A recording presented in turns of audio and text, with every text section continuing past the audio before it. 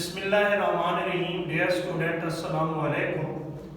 10th class में lecture number 33B, ये इसका दूसरा हिस्सा, एक्सरसाइज 3.4 क्वेश्चन नंबर 2, इसका 5th पार्ट। ये पहले 5 पार्ट है जो निहायत अहम है।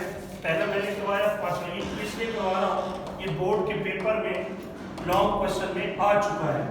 सबसे पहली बात, find the value of s - 3p divided by s + 3p plus s + 3q divided by s - 3q।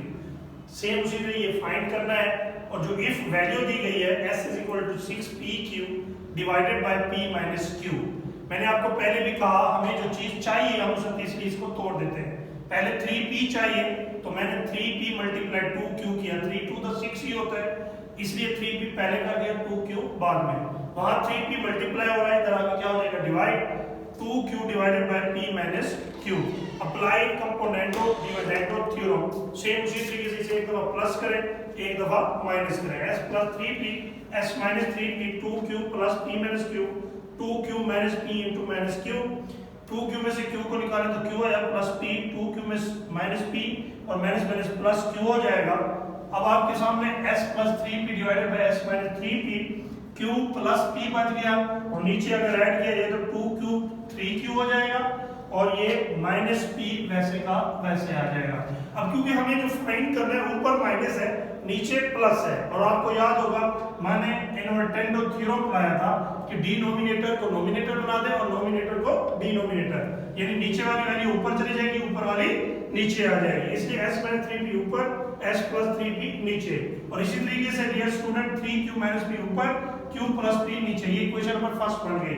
अब आ जाए फिर सेकंड इक्वेशन की तरफ जाने के लिए, s + 3q s - 3q find करने के लिए फिर वैल्यू लिखेंगे, s = 6pq divided by p - q। फिर उसी तरीके से पहले मैंने 3p लिखा और मल्टीप्लाई 2q लिखा था, अब 3q लिखना है multiply 2p divided by p - q, क्योंकि 3q रिक्वायर है हमें। ये मल्टीप्लाई इधर आके डिवाइड हो जाएगा, 2p divided by p - q आ जाएगा। अप्लाई कंपोनेंटो डिविडेंडो थ्योरम, इसे ऊपर एक बार प्लस करें, नीचे माइनस करें, 2p + p - q 2p।